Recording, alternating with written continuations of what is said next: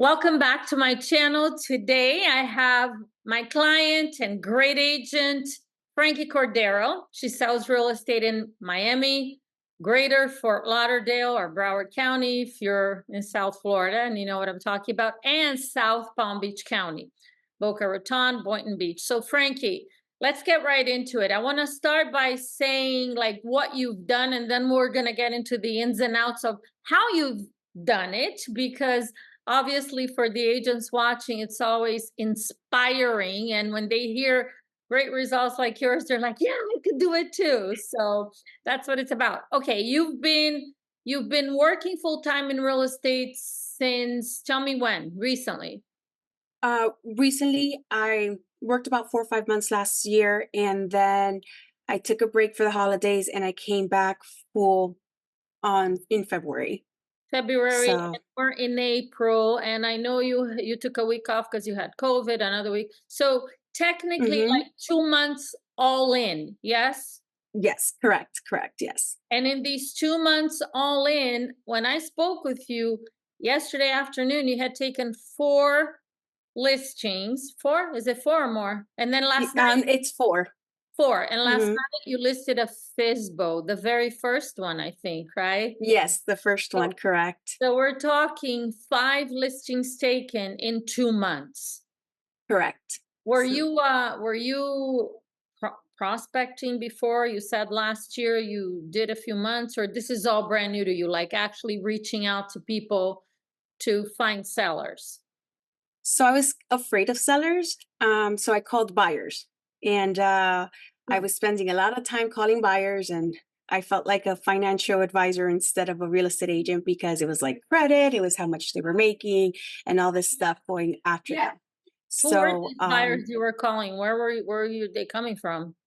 there were Facebook and Google ads.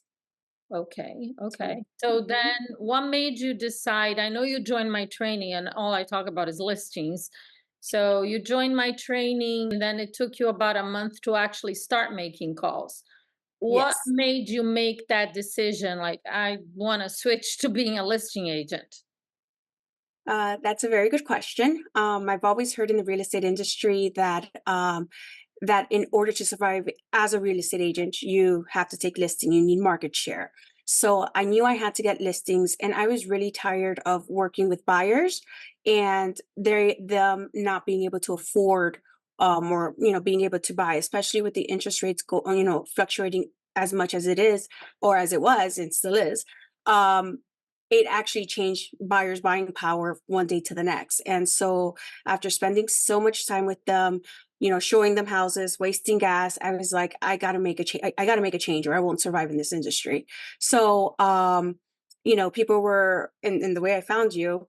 I knew about you. I just didn't realize you had coaching, and so I remember that in one training years ago, I heard that you were the best at taking expires and FISBOs.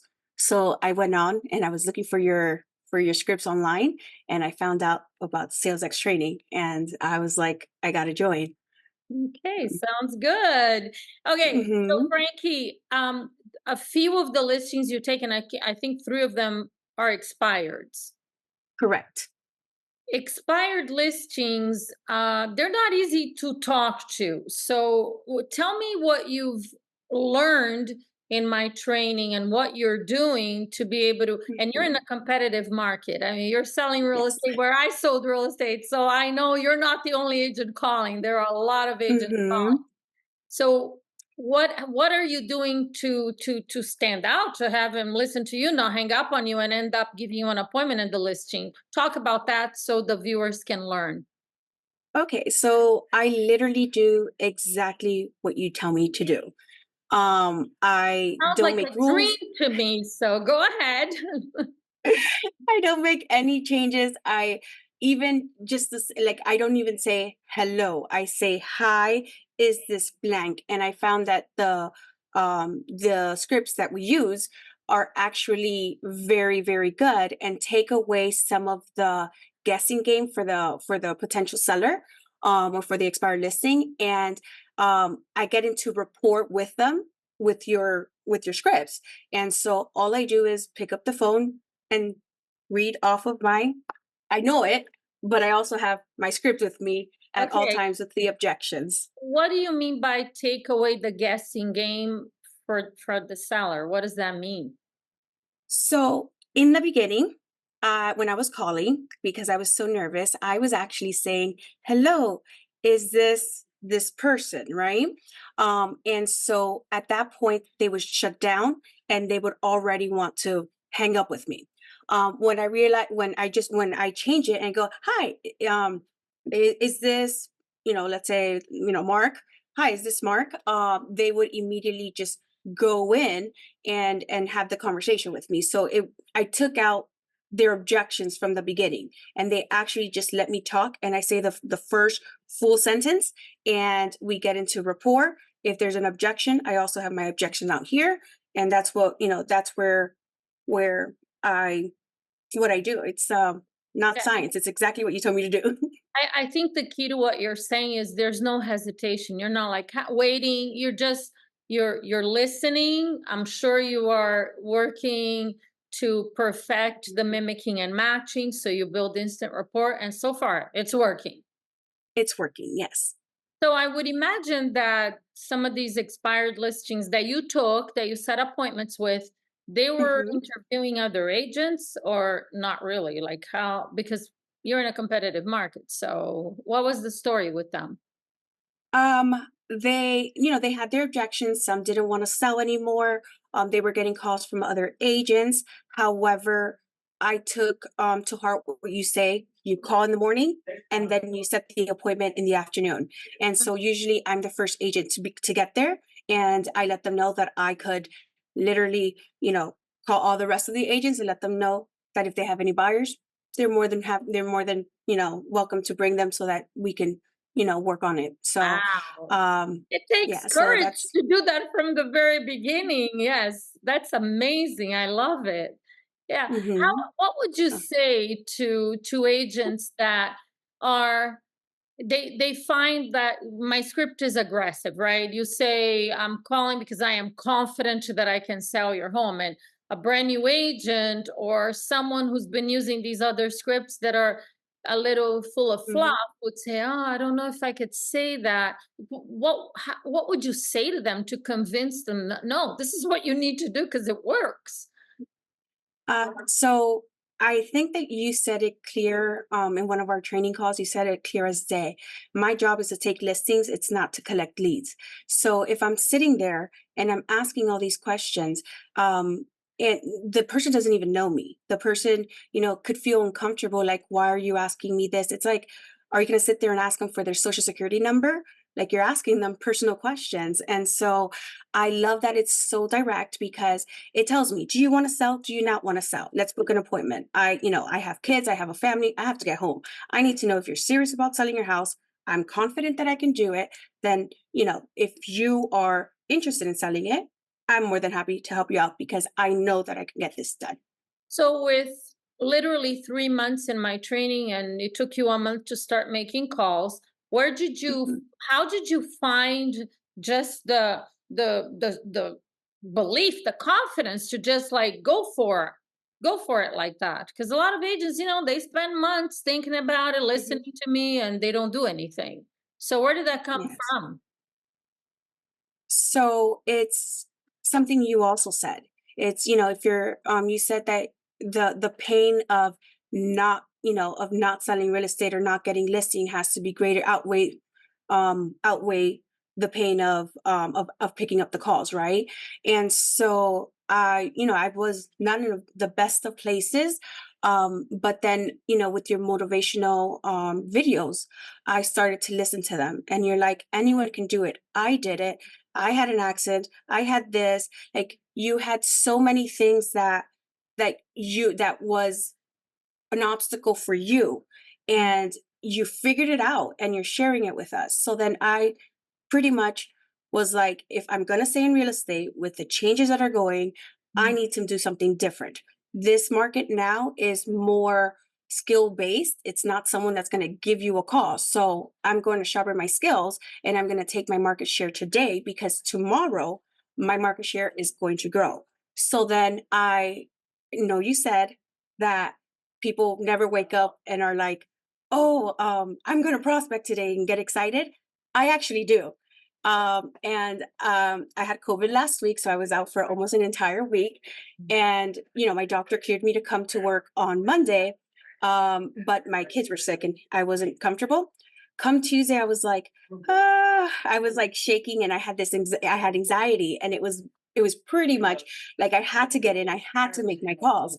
And doing that, like, I have built a very healthy pipeline. I have 2 million in signed listings, and I have 4 million in my pipeline. So I want to do a million GCI this year. I know I'm a little late to the game, but you've given me the tools to be able to do that.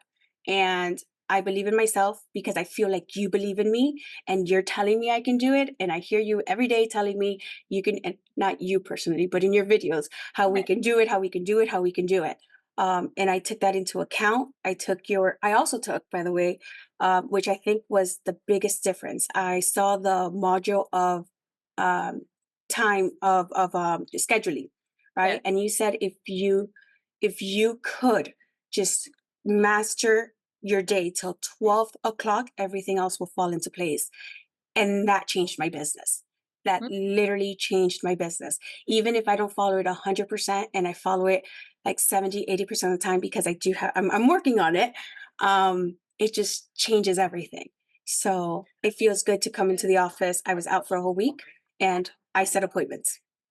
That's, And you told me that, I don't know if it was, yeah, on Tuesday, which is the day you came back. Is that the day you set 2 appointments? yes. So You I told had, me those numbers. You dialed 120 phone numbers. You had been gone for a mhm, week, so you had some older expireds to call. mhm. You, I don't know how many maybe was it 25 conversations you had out of the 120, About 25 calls. Yes, correct. and you set 2 appointments. And I set 2 appointments, correct. And I have one on Friday, and I had one yesterday, which I picked up. The fifth, So I picked up 2 yeah. listings yesterday, yeah. Oh, So beautiful. Yeah, because you told me the second one they had a house, a referral, and you handled that. mhm. Frankie, how do you avoid being distracted? Because real estate agents, I mean, in general, the truth is they're hearing all kinds of different opinions on how to do this. You should do this, you should do that, go work with buyers, go do this. How do you manage to stay focused? I mean, it's clear to me based on what you've said so far that you're actually participating in the training a lot. You're listening because you could actually Mhm. quote stuff that I say. So great, amazing. I love when someone actually does what I say. Um, how do you deal with distractions? Because you must have them too. Yes, I actually do have distractions. I know you can't see it because it's blurred, but I have a cubicle. So therefore, it's easy to get distracted. And I will tell you, I come in, I have my iPad, I put on music, some bachata Oh yeah, and talk some about that. You told me. Go ahead, tell him. I I again do everything you tell me to do. I put on some bachata on the side on my iPad. I stand up, and and you said this. You said you make sure you're focused. So what I do is I practice my scripts and my objections while I'm calling. So if they're not answering, I'm saying my scripts out loud, and saying it fast the way you told us to do it. And so I have like these things. I make it really fun. So now I really do love prospecting, and I look forward to it. When years pass, when I've been in real estate beforehand, I didn't prospect. I didn't prospect. But now I stand up, I get an appointment, someone answers, I'm dancing, I'm twirling, I'm just making it so much fun in my little cubicle right over here. And so the how do I avoid distractions? So first of all, I turn off the notifications. I do all the stuff that you have told us to do. Now, but the biggest impact was my broker, Richard Bass. Um, and by the way, I'm not a gamer, but I did get addicted to this game on my phone. And Mm. so instead of opening social media, I'm addicted to the game. And And that it's takes away a lot of time. it's Richard's fault. No, no, no, no, no. It's not Richard's fault. Richard told me one day, because I told him that I was trying to master my mornings, right? Because that's what you told us to do. Yeah. And so he made it very clear. Every time you let something distract you, you're saying that that distraction is more important than your children. And my why are Like my your children. children, that's heavy. Yes. Yes. And then like when he put it like that, I barely play the game because my kids are the most important thing to me, and I want to make sure that I struggled growing up. I want to make sure that they don't need anything in life. I want to make sure that they don't incur any debt, and I'm like committed to making sure that both my kids by the age of 10 sell a house. I don't know how they're going to do it, but by the age of 10 they're going to sell a house. So, um that's my big why, and because of my why, I don't let anything else distract me. That's amazing. So having that big why is critical. And in Mhm. addition to what you said, which is making sure they don't struggle, what you're doing is setting such an example. Your kids look at everything you do, they're learning from you. And as you're continuously committed to improving yourself, to being disciplined, to learning the skills, the mindset, the impact that that's going to have on your kids is it goes way beyond the amount of money you can provide. Mhm. Honestly, maybe right now you don't think. Talk a little bit about mindset, because I know you mentioned that to me too, how Mhm. you changed your mindset from being a buyer's agent. I mean, you talk about yourself as a listing specialist. And so Mhm. where did that come from? And what is it doing for you right now in your business? Okay, so with the mindset, it's also your videos. With every module, you have a motivational Mindset. um, Well, I have a motivation video. and a mindset. Yes. Yes. And so when I was listening to the mindset portion of it, I it's like you were talking directly to me, and I believed every word you said. I really believe in what you say. I really believe in you, right? And so I started to change my mindset, and I'm like, I'm a listing agent. Oh, I do like if I'm doing a buyer, I was like, I'll do a buyer on the side, but it has to be worth it because it's going to take away time from my listing, so I can't. And so I started to tell everyone, I'm a listing agent, I'm a listing agent, I'm a listing agent. And that has actually brought me so many leads. Like I am now attracting leads where people are sending me listings. I did an open house, which I told you about this. I did an open house. I don't do open houses. It was just that one of my friends was doing an open house. It was a very busy open house. And I went out and I helped her. And most people, when they do open houses, they pick up buyers. Right. But I literally picked up 5 seller leads. That And is I, like hard to believe. People are like, okay, I'm gonna go do open houses. I mean, that's a very special open house.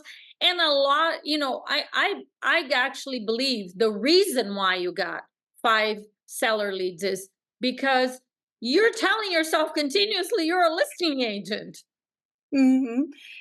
And even the questions that I asked started to change. So the reason why, if I wasn't focused on being a listing agent, I would have been asking buyer questions. Yeah. And so now I'm asking listing agent questions about selling their home, how long they've been there, and things like that. And so the conversations were all about listing. So I changed my mindset, and so I pretty much, the conversations I have are bringing in more listing leads. Frankie, quick question. So you have 5 listings right now. One is you just listed it last night. Saturday, you have another appointment. Tomorrow, you have another one. I mean, things are happening. You got momentum going on here. Um, Mhm. and sometimes I read comments, some of the comments in my YouTube channel. Okay, but are these listings gonna sell? Speak about that. Okay, well, I don't know if I told you this. One of my listings is like got under contract. Oh, As soon as exciting. at we, yeah, under contract as soon as I went to go list it, and I got both sides of the deal, and it's Oh, closing wait. quickly. Okay. Is this Did the one? I don't know if I did tell you. Is this the Yeah. one that wasn't in the MLS yet? Or wait? Yes. Yes. Yeah, Okay. it wasn't in the MLS yet, and so I'm getting commission for both sides, and I'm so excited about that. Yeah. And then I'm pricing the properties to sell, Okay. right? That's where I wanted to get to because Yes. people are like, okay, well, what's the point of taking a bunch of listings? So speak about price. Okay. So one of your famous quotes or your famous lines, at least I think this famous because I use it in every appointment, is I'm not in the business of taking listings. I'm in the business of selling homes. Mm, So what I do is I do exactly what your scripts tell, like I say your scripts, they understand, I show them exactly what it is. And then if they don't understand the first time about the pricing, then I go and I repeat it again until they understand how to price their property. And wow. so when they go and they finally agree, then we get into commission. Wow. So yes. I am seriously impressed by everything you're telling me because you're repeating exactly stuff that I teach on the training videos and all that. Frankie, and for the agents that think, well, expired listings, they're overpriced, that's why they expired. How do you get them to price it right when they didn't want to price it right before? So it's actually part of the listing presentation. So I set the expectation while I'm doing my listing presentation and I let them know. So, if you have a laptop, if you need to go buy a laptop, right? And it's $500 and the same laptop with a faster processor is listed for $500, then what happens, which laptop are you going to get? Of course, the one that has more value, right? Now, what if the laptop has what it's worth $500 and then the other one's listed for $1,000? Now, would you get the 500 or the $1,000 one? And then they repeat and they say, well, I would get the 500. And I say, exactly. That's because when you price it higher, you start to lose the value of the property. Um, And so or the value, the laptop starts to lose the value. And so even before we get into comps, before we get into anything, I've already put it in their heads that we have to price it correctly, because I finished that with, the way you think is exactly the way buyers think. So we got to make sure that we execute this with the right time. And the longer that it sits there because it's priced incorrectly, then at that point you're going to lose money. And I want to make you the most amount of money possible. And I also throw in there that my commission is based on the sale price, right? So I want to sell it for the highest amount. I don't want to sell it for lower because I'm doing them a disservice and I'm doing me a disservice. So it's part of your script. So I guess it just lines it up to yeah. get the yes. Yeah, I I'm guess that's how it impressed works. that you haven't been in my training for that long and you're word for word, like you're really good. You remember all this stuff. I imagine you didn't listen to it or read it just once. You're involved in learning and getting better every single day, Yes. I'm sure, because otherwise this wouldn't be happening. And the interesting thing, because this question about, oh, expired listings are overpriced, how are you going to get them to price it right? They expired because their previous agent didn't know how to have a conversation like you do with them, Mm-hmm. didn't know how to explain the market. Either they didn't know what they were doing, didn't have the skill. I don't know what the issue was, but the truth is, Mm-hmm. most expired listings still want to sell and they need an agent that Mm-hmm. knows what they're doing and can help them understand what is it that they need to do. So amazing. Yes. I love By it. the way, Congratulations.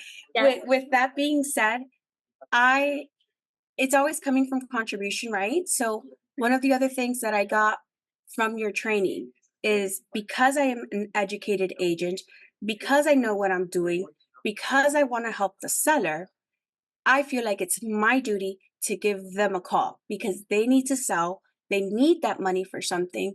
And it's my duty to help them, because there's a lot of agents out there that don't know what they're doing. They don't train with you. They don't, have the training that's necessary. And so the last thing, like, I feel like it's my job to go out there and make sure to meet them and make sure to show them the way and help them, and not be a transactional agent, build those relationships, because right now I'm making my calls. I make my own schedule, but it would be great that every single time someone says, real estate, they're like Frankie. And that's where I want to get to. Absolutely. Beautiful. Thank you, Frankie. This is amazing. I love hearing these success stories because I know it inspires everybody watching for real. Just like Hmm. you said, you heard my story, and like, okay, if she can do it, I can do it. You're doing that Hmm. for everybody watching here too. So, any final words of advice for a brand new agent? They're scared, they don't know what to do. Now with this NAR or this class action lawsuit, Hmm. agents are they have more fear than ever before. So give him some Some advice. advice. If they're looking at your videos, whether on YouTube or they're coaching with you, they should do exactly what you say. I What didn't I tell am her to doing, say that. she did it.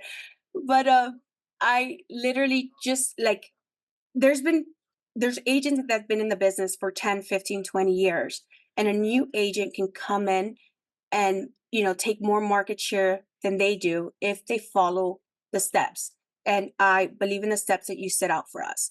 Now, with the NAR, with everything that's going on with the NAR settlement, and it's still out in the open. So I changed to a listing agent just in time. I So it's not going to affect my business as much, right? But the way you set up your trainings, right?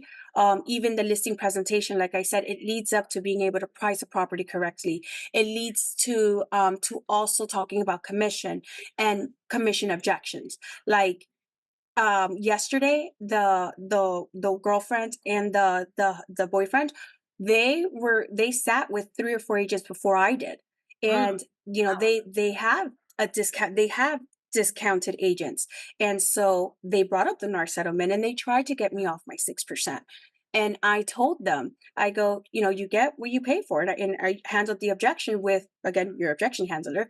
I said, when you fly a plane, or when you go when you get on or you choose a flight, do you choose the flight that has the pilot that gets paid the least amount of money? And then they're like, no. I go, why would you choose a pilot that gets the least amount of money? What does that say about the pilot? Well, that they're not good. Exactly, because if they're getting paid the least amount of money, they're going to go, because they're as good as they are, they're going to go to another place and get paid what they're worth. So, if an agent is discounting their commission, they're discounting their commission, and that's the money that they're taking home. That's how they feed their family. That's how they, get what they need to do. So if they don't protect their money, how are they going to protect your money? I love And it, so, Frankie. You're amazing. This is so, beautiful. so, and by the way, with the listing agreements, I let them know I get paid 3.5%. So I charge them 6%. I get paid 3.5%. The buyer agent gets 2.5%. That's how that works. And it's because I will market the property. I will be calling people. And again, what makes me different than every other agent is that I prospect from 8 to 12 every single day. And I will call the people around the neighborhood, introduce myself, let them know your property is for sale, and ask them who wants to move into the neighborhood. So they understand that my fee is 3.5% because I'm going to go above and beyond for them. Oh, wow. So, My mind is blown. I mean, this is 3 months in my training, yeah. and you got all Mhm. of this. It's just awesome. Really, really awesome. So, yes. So, okay, well, good advice. I mean, it's getting results. I'm impressed with last night Thank how you you. handle all of that. I love that. Would you fly an airline where the pilot gets paid the lowest wages? I love that objection, and Yeah. people are like, "Huh?" It's like, of course not. You could actually laugh at it, and they will totally get it. So. Exactly. No, great. So, yes. Amazing. Frankie, thank you so much for inspiring everyone around here that's watching, Thank you. and anyone that has a referral for Miami, Fort Lauderdale, South Palm Beach County. Frankie Cordero, thanks again, girl. You're amazing. Thank you so much. I appreciate it.